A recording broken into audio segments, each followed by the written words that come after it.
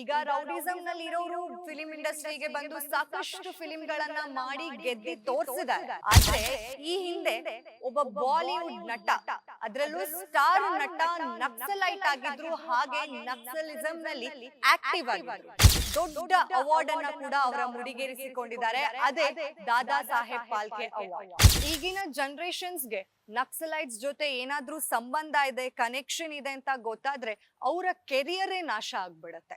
ಈಗ ರೌಡಿಸಂ ನಲ್ಲಿ ಇರೋರು ಫಿಲಿಂ ಇಂಡಸ್ಟ್ರಿಗೆ ಬಂದು ಸಾಕಷ್ಟು ಫಿಲಿಂಗಳನ್ನ ಮಾಡಿ ಗೆದ್ದಿ ತೋರಿಸಿದ್ದಾರೆ. ಆದ್ರೆ ಈ ಹಿಂದೆ ಒಬ್ಬ ಬಾಲಿವುಡ್ ನಟ, ಅದರಲ್ಲೂ ಸ್ಟಾರ್ ನಟ ನಕ್ಸಲೈಟ್ ಆಗಿದ್ರು, ಹಾಗೆ ನಕ್ಸಲಿಸಂ ನಲ್ಲಿ ಆಕ್ಟಿವ್ ಆಗಿದ್ರು.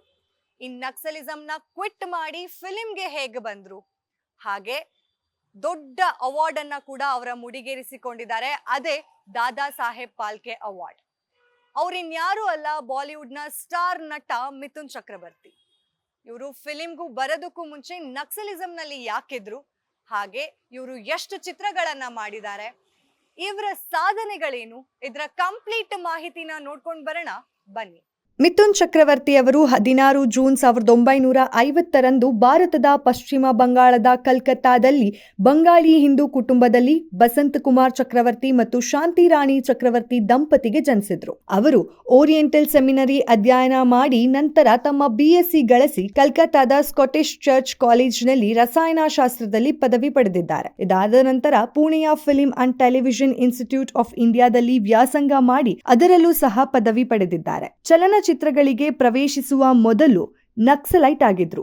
ತಮ್ಮ 20ನೇ ವಯಸ್ಸಿನಲ್ಲಿ ನಕ್ಸಲಿಸಂ ಬಗ್ಗೆ ಒಲವು ಬೆಳೆಸಿಕೊಂಡಿದ್ರು. ಅವರ ಏಕೈಕ ಸಹೋದರ ವಿದ್ಯುತ್ತಾಘಾತದಿಂದ ಮತ್ತು ಒಂದು ವಿಲಕ್ಷಣ ಅಪಘಾತದಲ್ಲಿ ಸಾವನ್ನಪ್ಪಿದಾಗ ದುರಂತವು ಅವರನ್ನು ಮತ್ತೆ ತಮ್ಮ ಕುಟುಂಬಕ್ಕೆ ಹಿಂದಿರುಗುವಂತೆ ನಕ್ಸಲ್ ಪಟ್ಟವನ್ನು ತೊರೆಯುವಂತೆ ಮಾಡಿತ್ತು. ಮಿಥುನ್ ಅವರ ಸಿನಿಮಾ ಜರ್ನಿ ನಿಜಕ್ಕೂ ಹಲವು ತಲೆಮಾರಿಗಳಿಗೆ ಸ್ಫೂರ್ತಿ. ದಾದಾ ಸಾಹೇಬ್ ಫಾಲ್ಕೆ ಆಯ್ಕೆ ಸಮಿತಿ ಮಿಥುನ್ ಚಕ್ರವರ್ತಿಗೆ ಈ ಅವಾರ್ಡ್ ನೀಡಲು ನಿರ್ಧರಿಸಿದೆ. ಅವರು ಭಾರತೀಯ ಚಿತ್ರರಂಗಕ್ಕೆ ನೀಡಿದ ಕೊಡುಗೆ ಆಧರಿಸಿ ಈ ಅವಾರ್ಡ್ ನೀಡಲಾಗುತ್ತಿದೆ ಎಂದು ಅಶ್ವಿನಿ ವೈಷ್ಣವ್ ಟ್ವೀಟ್ ಮಾಡಿದ್ದಾರೆ. 70ನೇ ರಾಷ್ಟ್ರೀಯ ಫಿಲ್ಮ್ ಅವಾರ್ಡ್ ಕಾರ್ಯಕ್ರಮ ಅಕ್ಟೋಬರ್ 8ರಂದು ನಡೆಯಲಿದೆ. ಈ ವೇಳೆ ಮಿಥುನ್ ಚಕ್ರವರ್ತಿಗೆ ಅವಾರ್ಡ್ ನೀಡಿ ಗೌರವಿಸುವ ಕೆಲಸ ಆಗಲಿದೆ. ಸದ್ಯ ಬಾಲಿವುಡ್ ಸೇರಿದಂತೆ ಚಿತ್ರರಂಗದ ಅನೇಕರು ಮಿಥುನ್ಗೆ ಅಭಿನಂದನೆ ಕೋರಿದ್ದಾರೆ.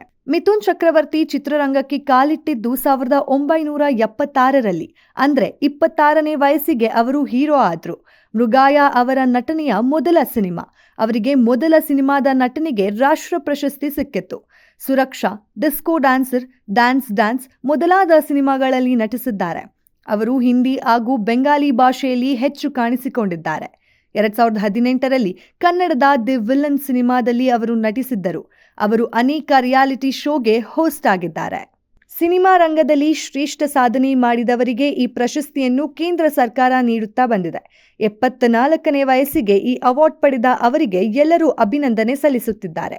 ಕೇಂದ್ರ ಮಾಹಿತಿ ಮತ್ತು ಪ್ರಸಾರ ಸಚಿವ ಅಶ್ವಿನಿ ವೈಷ್ಣವ್ ಅವರು ಈ ಬಗ್ಗೆ ಘೋಷಣೆ ಮಾಡಿದ್ದಾರೆ. ನೋಡಿದ್ರಲ್ಲ, ಮಿಥುನ್ ಚಕ್ರವರ್ತಿ ಅವರ ಸಾಧನೆಗಳು ಈ ರೀತಿಯಲ್ಲಿತ್ತು. ಹಾಗೆ ಇವರಿಗೆ ದಾದಾ ಸಾಹೇಬ್ ಫಾಲ್ಕೆ ಅವಾರ್ಡ್ ಕೂಡ ಬಂದಿದೆ. ನಮ್ಮ ಕನ್ನಡದ ಖ್ಯಾತ ನಟನಿಗೂ ಕೂಡ ಈ ದಾದಾ ಸಾಹೇಬ್ ಫಾಲ್ಕೆ ಅವಾರ್ಡ್ ಬಂದಿದೆ. ಆ ನಟ ಯಾರು ಅಂತ ಹೇಳಿ ನೀವು ಕಮೆಂಟ್ ಮೂಲಕ ತಿಳಿಸಿ. ಹಾಗೆ ಮಿಥುನ್ ಚಕ್ರವರ್ತಿ ಅವರು ಸಾಕಷ್ಟು ಸಾಧನೆಯನ್ನ ಮಾಡಿರೋ ಕಾರಣ ಅವ್ರಿಗೆ ಈ ಅವಾರ್ಡ್ ನ ಕೊಡ್ತಾ ಇದ್ದಾರೆ. ಇದಾಗಿತ್ತು ಇವತ್ತಿನ ಸ್ಪೆಷಲ್ ಸ್ಟೋರಿ. ನೋಡ್ತಾ ಇರಿ ಗ್ಯಾರಂಟಿ ನ್ಯೂಸ್. ಕ್ಯಾಮರಾಮನ್ ರಾಜೇಶ್ ಜೊತೆ ಚಂದನ. ಗ್ಯಾರಂಟಿ ನ್ಯೂಸ್, ಸುದ್ದಿ ಖಚಿತ, ನ್ಯಾಯ ನಿಶ್ಚಿತ.